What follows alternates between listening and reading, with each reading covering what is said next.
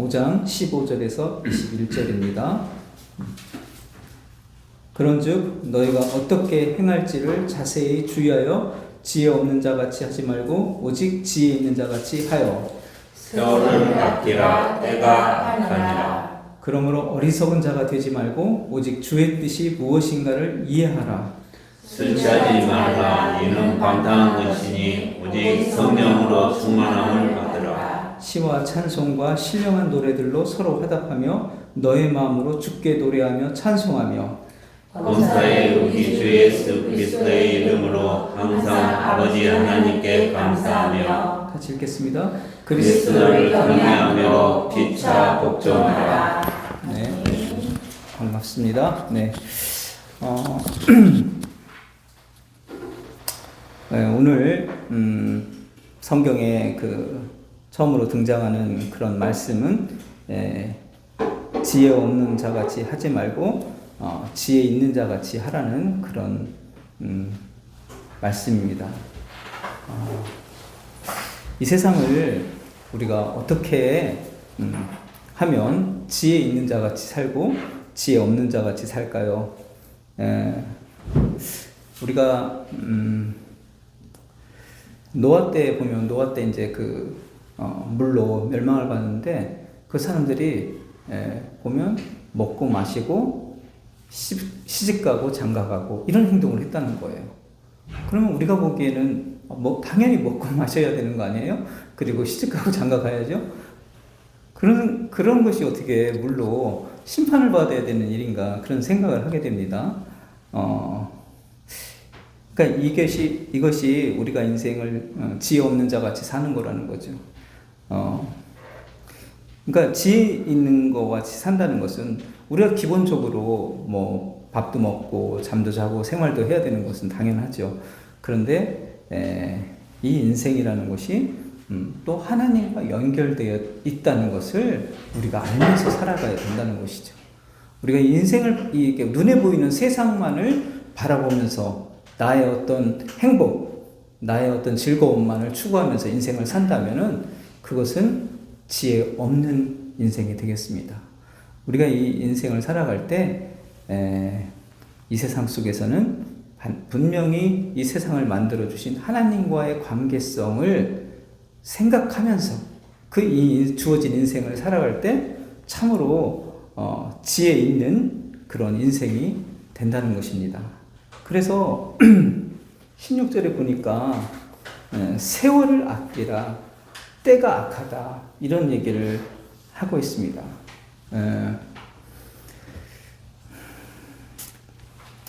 이 때가 악하다는 때가 악하다는 이유가 뭘까요? 악하다는 것은 사람이 도둑질하고 죽이고 이런 것들이 악하다는, 물론 그런 것들은 늘 있었죠. 옛날부터 지금까지. 특별히 이제 그런 것을 의미한다기보다는 때가 악하다는 것은 이 세상에 살아가는 그 삶의 가치관을 이 세상에 두고 살아가는 거예요. 그것이 악한 겁니다.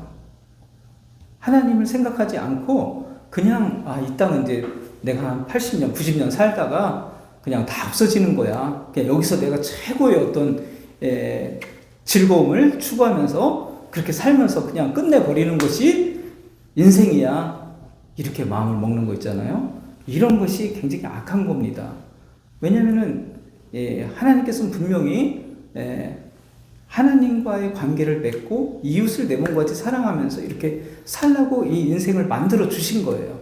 그런데 우리가 그것을 잊어버리고 그 하나님과의 관계성을 잊어버리고 이 세상을 산다면은 그것은 그 하나님이 주신 그 인간에게 부여한 그 삶의 그 방향과 맞지 않기 때문에 그것이 악한 겁니다. 그래서 우리가 이 세월을 아껴야 되는데 그런 자세로 그냥 인생을 살아가는 것이 세월을 그냥 계속 낭비하는 거예요. 세월을 아낀다는 것은 하나님이 인간에게 주려고 했던 그 인생을 이해하면서 살아가는 것. 그것이 바로 세월을 아끼는 겁니다. 세월을 정말 가치 있게 쓰고 있는 거죠. 우리가 아낀다는 것은 막 물건을 아무거나 사고 막 이렇게 낭비하는 걸 아끼지 않는다고 하는 거죠. 아낀다는 것은 참으로 그 돈을 효율적으로 쓰는 거잖아요. 필요한 곳에. 그게 아끼는 거잖아요. 그죠? 우리가 인생을 어떻게 살아가야 되느냐? 바로 이 세상을 만드신 하나님의 그 뜻을 이해하면서 인생을 살아가는 것이 이 세상을 아끼는 것이에요. 그러니까 그 노아 때도 보니까 사람들은 자기 행복을 위해서 충실히 살았어요. 그렇지만 그 세상을 만드신 하나님에 대한 관심이 없었던 거죠. 그것이 악한 거였습니다. 그러니까 우리가 아무리 그 도덕적으로 훌륭하게 살아도, 그리고 이웃을 위해서 모든 것을 봉사하고 막 이렇게 살아도, 만약에 하나님을 기억하지 않고 살아간다면 그런 악하고 세월을 낭비하는 그런 인생이라는 것을 성경이 우리에게 알려주고 있습니다. 그러니까 우리가 이 세상에 눈에 보이는 것만 바라보지 않고 성경 말씀, 그 다음에 이 하나님의 뜻을 잘 생각하면서 여러분들이 인생을 살 때 정말 지혜로운 세상, 그 다음에 세월을 정말 아끼는 삶, 이것이 된다고 성경은 얘기하고 있습니다. 그래서 17절에 보니까 그러므로 어리석은 자가 되지 말고 오직 주의 뜻이 무엇인가를 이해하라. 그러니까 이 삶을 살아야 된다는 거예요. 주의 뜻을 이해하면서 우리가 인생을 살아야 된다.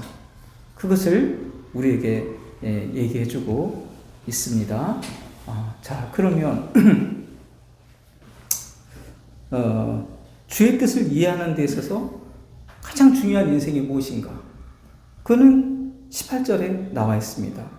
술 취하지 말라. 이는 방탕한 것이 오직 성령의 충만함을 받으라. 이게 바로 주의 뜻을 이해하는 가장 중요한 인생의 모습이라고 할 수 있습니다. 너무 좀 재밌죠? 술 취하지 마라. 술 취하지 않는 게 가장 중요한 인생의 의미로 우리에게 전달해 준다는 것이. 그래서, 도대체 술이라는 게 뭐길래 이렇게 중요한가. 그런 생각을 우리가 이제, 하게 됩니다.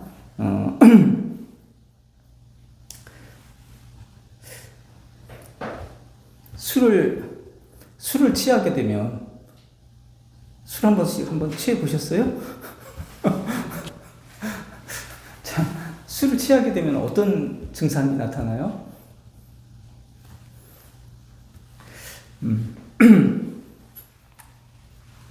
술을 취하면은, 일단 비틀거리죠? 비틀거리고, 방향 없이, 걸어가게 되잖아요? 비틀거리면서. 그리고 또, 어떤 모습을 보여줍니까? 자기가 지금 어디 있는지를 몰라요. 그래가지고, 길에서 어디 벤치에서 그냥 누워서 집인 줄 알고 이렇게 자기도 하는 거죠. 자기가 존재가 지금 어디 있어야 되는지를 잘 모릅니다. 그래서 그냥 길에서 눕는 거예요. 그리고 남의 집에 가서 문을 두드리기도 하고, 내 집인 것처럼 그렇게 방향 없는 삶을 사는 거죠. 그러니까 술 취함이라는 것을 여러분들이 생각할 때 자기 존재를 알지 못한 채 방향 없이 사는 것, 그걸 먼저 생각을 했으면 좋겠습니다. 그 방향 없이 사는 삶이 방탕한 거예요. 우리 그 4장 19절 한번 보세요. 4장 19절 그 한 장에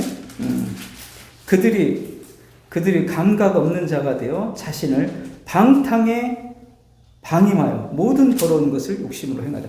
방탕한 것이라는 것은 감각이 없는 거잖아요. 방향 감각이 없는 것이 방탕한 것입니다. 그러니까 하나님께서 원하시는 인생의 분명한 방향이 있음에도 불구하고 그것을 살지 않는 것이 방탕한 거예요. 그러니까 노아 때 사람들이 방탕했던 거예요. 왜냐하면 하나님이 계획하는 인생이 있는데 그걸 전혀 생각하지 않고 자기들 눈에 행복한 대로 산 겁니다. 그러니까 이 술 취함이라는 말로 방향 없는 삶을 살지 말라고 우리한테 얘기해 주는 거예요. 그 방향 없는 삶이, 온전한 방향성이 없는 삶이 방탕한 삶인 겁니다.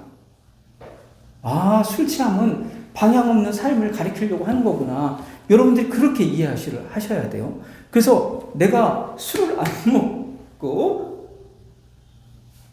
산다 할지라도 우리는 술에 취해 있는 거예요. 만약에 하나님을 알지 못하고 하나님의 온전한 뜻이 무엇인지를 이해하지 못하고 인생을 사는 것은 술 취한 인생이라고 지금 얘기해 주고 있는 것입니다. 그리고 그것이 방탕한 거라는 거죠. 우리 방탕해서 막 놀고 막 맨날 그렇게 물론 그것도 포함돼요. 그렇지만 가장 중요한 것은 아무리 도덕적으로 정결하게 산다 하더라도 인생의 진정한 방향을 모르고 그 인생을 살아가는 것은 다 방탕한 인생이 되고 있습니다. 그래서 그러면 어떤 인생을 살려고 하느냐면 성령으로 충만함을 받으라. 그 인생을 살라고 우리에게 얘기해주고 있습니다. 그러니까 우리는 다 성령에 충만한 삶을 살아야 돼요. 근데 또 우리가 또 이 성령의 충만함을 또 물론 교회에서 많이 얘기해도 저도 어렸을 때부터 성령 충만 받으라는 얘기를 많이 들었어요. 근데 이 성령의 충만을 받는다는 게 도대체 뭔가 그거를 잘 몰랐던 것 같아요. 교회에서도 그게 뭔지를 잘 모르겠어요. 그냥 성령 충만을 받으라는 거예요. 도대체 성령 충만을 받는다는 게 뭔가?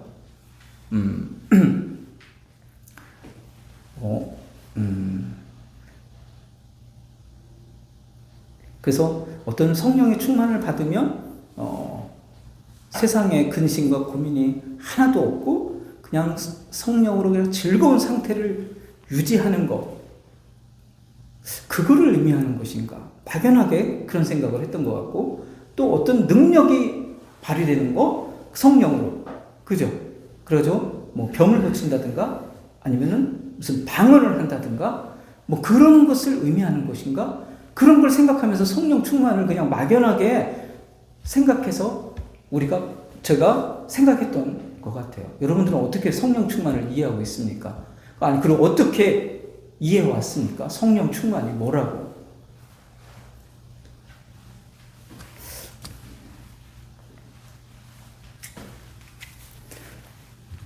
자, 그렇다면은 성령이 뭡니까? 우리 성령 충만을 받기 위해서는 성령이 뭔지 알아야 되겠죠. 그 성령은 뭘까요? 네. 우리가 너무 모르는 걸 그냥 계속 얘기해왔던 거. 네? 어렸을 때부터 그냥 성령 충만 받으면 뭘 얘기하는 건지 모르면서 우리 성령 충만 받으려고 애썼다는 거죠. 자, 성경 로마서 8장을 한번 잠깐 보겠습니다. 로마서 8장 8장 자, 로마서 8장 9절 한번 읽어주시겠어요? 어느 분이시든지.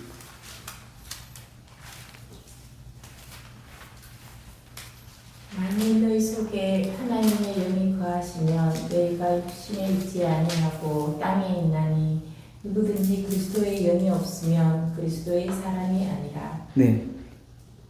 하나님의 영에 거하시면 너희가 육신에 있지 아니하고 영에 있다고 그랬죠. 그 다음에 누구든지 그리스도의 영이 없으면 그리스도의 사람이 아니라고 얘기하죠. 바로 하나님 보내주신 영인데 그게 바로 그리스도의 영이에요. 네. 그러니까 성령이라는 것은 그리스도의 영이구나. 여러분들이 그렇게 일단은 성령을 이해를 하셔야 되겠습니다. 성령은 그리스도의 영이다. 그러면 우리 안에 그리스도의 영이 임했어요. 그러면 그 그럼 그리스도의 영이 충만하다는 것은 어떤 걸까요?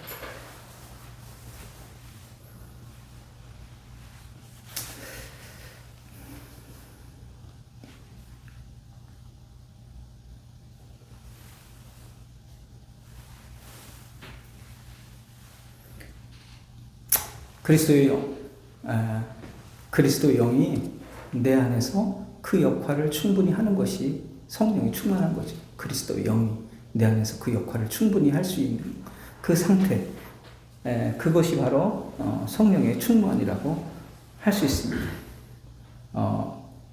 그렇다면 그리스도의 영은 내 마음에 와서 어떤 역할을 할까요?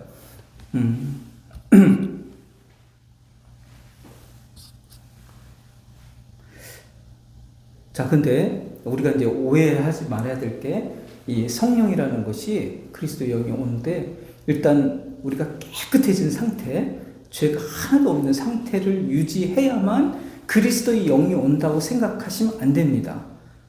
우리가 이 육신의 상태를 가지고 살아가요, 평생을. 그 상태에 그리스도의 영이 우리한테 오는 겁니다. 아셨죠? 네. 자, 그래서 이제 그리스도의 영이 오시면 내 안에 있는 죄를 다 없애고 물리치고 그리스도의 영만이 내 안에서 활동해서 나는 예수 그리스도 같이 그런 온전한 삶만을 추구하게 만든다. 이것도 또 잘못된 생각입니다. 아시겠죠? 네. 우리 육신의 삶을 그대로 살아가는 상태에서 그리스도의 영이 임하는 거고, 그리스도의 영이 임했다고 해서 내가 살아가는 삶을 완전히 예수님처럼 바꾸는 그런 상태도 아니라는 것을 아셔야 돼요. 그렇다면 그리스도의 영이 없으면 뭐가 도대체 달라질까요? 그런 삶을 산다면 달라지는 것이 뭐가 있을까요?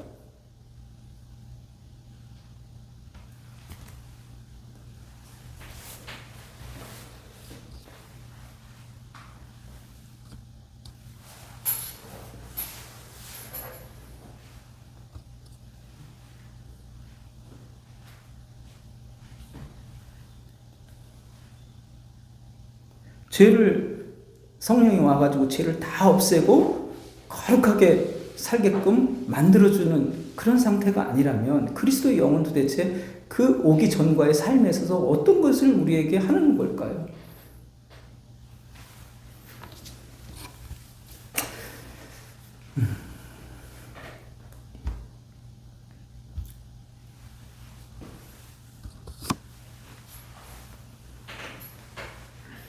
우리가 그리스도의 영이 없을 때는 그냥 나의 어떤 행복을 위해서 살아가는 이 인생 있잖아요.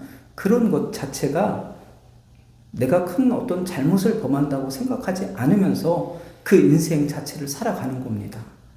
근데 그리스도의 영이 오심으로 말미암아 내가 하나님 안에서 이렇게 사는 것이 잘못된 인생이었다는 것을 우리한테 알려주는 거예요.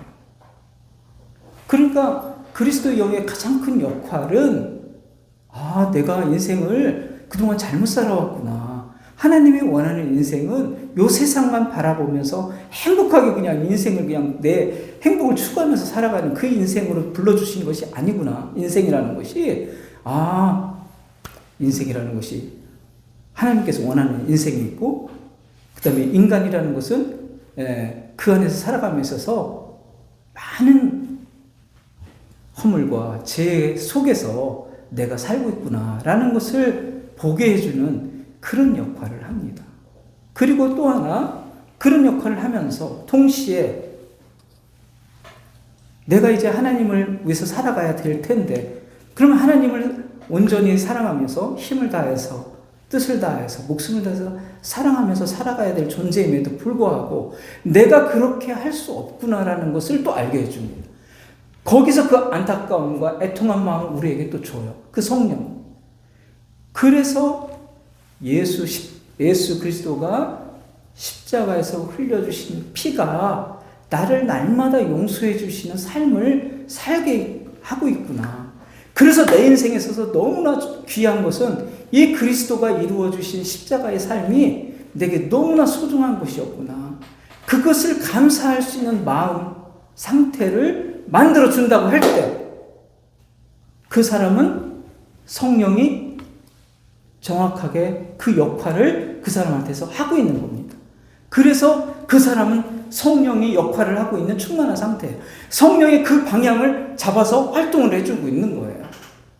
내가 날마다 하나님 앞에서 하나님이 온전하게 바라시는 삶이 무엇인지를 아는 거예요. 그런데 그것을 이루지 못하는 것을 우리 그리스도가 대신 나를 위해서 이루어 주셨구나.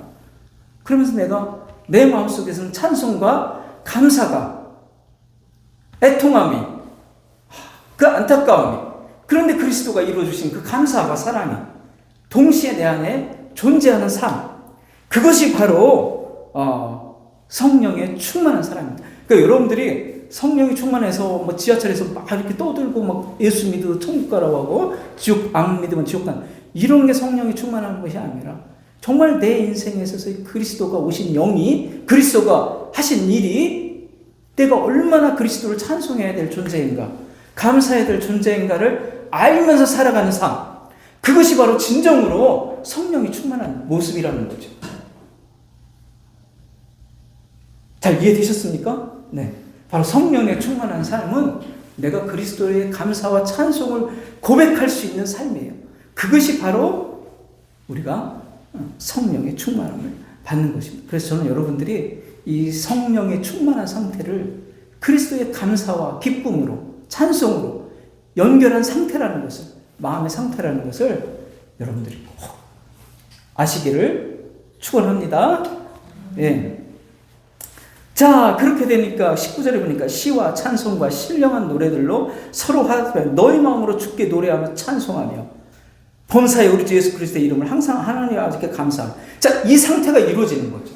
그것이 이루어지면, 아시겠죠? 그러면 시와 찬송이 이루어지는 거예요, 내 안에서. 내가 정말 이런 존재인데 예수님이 이렇게 나를 귀하게 사랑해 주시고 들어오셨구나. 나를 이렇게 높여주시는구나. 나는 이렇게 부족하고 날마다 죄가 발견되는 존재인데, 그것을 아는 인생이 되는 거죠. 그래서 시와 노래와 찬송이 있는 인생이 된다는 것입니다. 그러면서 그리스도를, 내 안에 오신 그리스도를 감사하고 높이는 삶이 되는 거예요. 그래서 성령 충만한 사람은 어떤 사람입니까? 그 그리스도의 하신 일에 대한 진정한 감사를 느끼면서 살아가는 삶. 아시겠죠? 그걸 노래하는 사람, 그걸 찬송하는 사람, 그 사람이 성령 충만한 거예요. 그래서 여러분들이 이제부터는 성령 충만 받으라고, 성령 충만이 뭔지를 사람들이 얘기할 때 무엇이 성령 충만한 건지 성경적인 관점으로 여러분들이 얘기해주고 또 이해하고 있고 그것을 또 알려줄 수 있는 그런 여러분들이 됐으면 좋겠어요. 사람들은 그냥 육체적 감정이 막 뛰어 올라오는 거 있잖아요. 막 감정이 막 기뻐지고 막 춤추게 되는 거. 그래가지고 나는 이제 더 이상은 죄를 안 짓고 그냥 인생을 막 평생 즐겁게만 살 것 같은 그런 상태가 성령 충만을 생각하는데 절대 그렇지 않습니다. 인간은 계속해서 죄와 허물 속에 살 수밖에 없습니다. 네. 그 사람은 그렇게 했지만 또 그 집회를 나오게 되면 또 다른 삶을 만나게 될 겁니다. 네. 그것이 아니에요.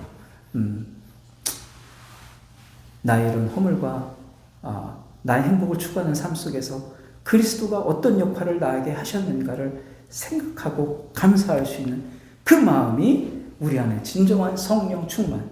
그래서 그리스도가 감사한 사람. 그것이 진정 성령 충만한 그러한 성도의 모습입니다. 바로 이것을 회복하는 것이 성령 충만이에요. 아시겠죠? 이것을 회복하는 것. 이 마음 상태를 갖게 하는 것. 그것이 성령 충만이에요. 그래서 제가 성령 충만 집회를 한다면 저는 그래서 모아놓고 이 얘기를 전달하고 싶어요. 하루 종일. 성령 충만 집회. 우리는 성령 충만 집회만 부흥회 가면 막 떠들고 노래 부르고 막 그게 성령 충만이 아니라 정말 성경이 말하는 성령 충만을 정말 얘기한다면 바로 19절과 20절에서 설명하는 이 마음의 상태가 되게 해요. 그리스도가 하신 일을 정말 영적으로 감사하면서 우리가 그런 존재가 될 때 성령의 충만함이 이루어진다는 것입니다. 그렇게 되면 그리스도를 경외함으로 피차 복종하라. 자, 그렇게 되면 어떤 마음이 생깁니까? 그리스도의 경외함이 생기는 거죠. 그리스도가 정말 너무너무 귀한 일을 나를 위해서 이루어주셨구나 하는 그 감사의 마음이 생기고, 나라는 존재가 스스로는 도저히 하나님의 의에 이룰 수 없는데 그리스도께서 이루어 주셨구나 하는 경외감이 생기는 겁니다. 경외가 생기니까 또 그것은 다른 사람을 볼 때도 나와 같은 사람이라는 것을 생각하게 돼요. 저 사람도 그리스도의 은혜를 입으면 나와 같은 사람이네. 만약에 교회나 성도나 어떤 믿는 사람을 만났을 때 나와 같은 사람이네. 나같이 용서를 받은 사람이네. 이렇게 생각이 되는 거죠. 나는 거룩하고 많은 일을 한 사람이고 저 사람은 너무나 죄 많은 사람으로 보여지지 않는다는 겁니다. 나나 당신이나 그리스도로 인해서 사실 그 죄가 용서받은 사람으로 그 상대방을 대할 수 있게 된다는 것입니다. 그렇기 때문에 누구를 지배한다는 개념을 갖지 않게 되는 거예요. 서로 복종하는 관계, 서로 순종하는 관계, 서로 섬기는 관계로 바뀐다는 것입니다. 그런데 만약에 그런 의식이 없다면, 그리스도가 용서해서 내가 의롭게 된다는 의식이 없으면 많이 헌신한 만큼 하나님이 복을 주는 관계, 그 다음에 권세를 높여주는 관계라고 생각을 해보세요. 그러면 많은 일을 하고 경건한 활동을 많이 한 사람이 큰 소리 치게 돼 있는 거예요. 그죠? 나는 이렇게 거룩하게 사는데 넌 도대체 뭐 어떻게 살고 있는 거야? 이렇게 된다는 것이죠. 그러니까 성도 간에 서열이 생길 수밖에 없습니다. 왜냐하면 다 십자가의 은혜로 용서받은 사람이라는 생각이 없고 나는 이만큼 하나님을 위해서 일한 사람이고 너는 일하지 않은 사람이다. 이런 생각이 그 의식 속에 들어오기 때문에 그 사람을 비난하는 거죠.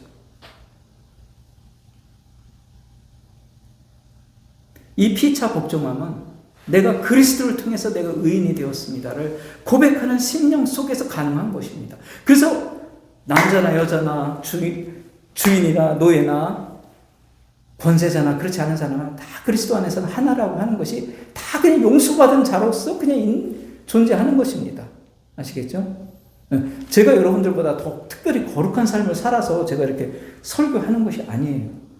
저도 여러분과 똑같은 그 용서받은 사람으로서 그냥 이야기하는 것입니다. 제 삶이 특별히 여러분보다 뛰어나거나 거룩하거나 더 사랑이 많거나 이래서 하는 것이 절대 아닙니다. 그냥 그 용서받은 은혜를 느낀 사람으로서 여러분들한테 성경이 말하는 부분을 제가 알려드리는 거죠. 그래서 우리는 서로 섬길 수 있는 동일한 그리스도의 은혜를 받은 사람으로 존재한다. 아시겠죠? 네. 목사님이라고 해서 무슨 장로님이라서 특별한 행동을 실천한 사람, 여러분들 그렇게 생각하시면 안 돼요. 아시겠죠? 네. 다 그리스도의 다 허물과 죄를 갖고 있는데 그냥 용서받은 사람이에요. 그런데 어떤 역할이 주어진 거죠. 거기서 성경을 설명할 수 있는 역할이 주어진 것 뿐입니다. 그죠? 네. 그리고 어떤 분은 또 교회에서 어떤 봉사를 할 수 있는 역할이 주어졌을 뿐이에요. 그래서 우리가 어떤 서열이 그 안에서 존재할 수가 없습니다. 피차 복종하는 관계입니다. 아시겠죠? 왜냐하면 이것은 그리스도가 나한테 이루어지는 의로움이기 때문에 내가 성취하고 노력해서 달성해서 얻은 의로움이 아니라 그리스도께서 이루어지신 의로움이기 때문에 나는 거기에 감사하고 긍휼과 은혜를 입은 사람으로서의 삶, 그것만이 우리에게 존재하기 때문에 그렇습니다. 그래서 우리 모두가 하나가 될 수 있는 길은 바로 이 은혜를 우리가 서로 공유하고 누릴 때, 아시겠죠? 네. 그럴 때 우리는 다 하나가 될 수 있고 그 사람을 내가 그리스도의 은혜로 대할 수 있는 그런 사람이 될 때 서로 우리가 하나가 될 수 있습니다. 그러니까 이 피차 복종하라를 행위적 명령으로 생각하면 안 됩니다. 어떤 마음의 상태가 이루어졌는가를 우리한테 알게 해주려고 하는 표현이에요. 피차 복종. 복종을 했으면 무조건 복종해야 되겠네. 그게 아니라 바로 그 마음의 상태가 이루어졌는가를 보는 겁니다. 그리스도로서 용서받은 마음으로 너가 살아가고 있는가? 아시겠죠? 그러면서 남을 대하고 있는가? 그걸 우리에게 묻고 있는 질문이에요. 아시겠죠? 그 술 취하지 말라도 방향 없는 삶, 그 모든 것을 가리키는 겁니다. 술 자체만 먹는 그것이 아니라 방향 없는 삶을 살아가는 것. 그것이 다 술 취한 거예요. 그것이 다 방탕한 것입니다. 그래서 우리는 성령의 충만함, 그리스도가 이 땅에서 오셔서 나를 위해서 이루어지신 일이 얼마나 크고 감사한 것을 이해하고 알고 느끼고 찬송하면서 살아가는 삶, 그것이 바로 성령이 충만함. 그 성령 충만함, 그 이해와 감사가 있는 삶이 우리 모두의 삶이 되기를 축원하겠습니다. 기도하겠습니다. 사랑이 많으신 하나님, 오늘 진정으로 지혜 있는 자가 되라고 합니다. 그것은 바로 성령 충만한 그 삶입니다. 바로 그리스도의 영이, 그리스도가 하신 일을 알게 하는 그 영이 내 안에서 방향을 주고 활동하게 하는 그 삶이라는 것을 오늘 우리에게 말씀해 주셨습니다. 이제 우리는 그리스도가 이루어 주신 일로 인해서 내 안에 진정한 용서와 감사를 기쁨으로 받아들이면서 시와 찬송으로 보답할 수 있는 우리 마음으로 이 인생을 살아가면서 우리 서로를 그리스도의 은혜를 입은 자로서 바라볼 수 있는 귀한 사랑의 눈을 우리에게 허락하여 주시옵소서. 감사드리며 예수님 이름으로 기도드립니다. 아멘.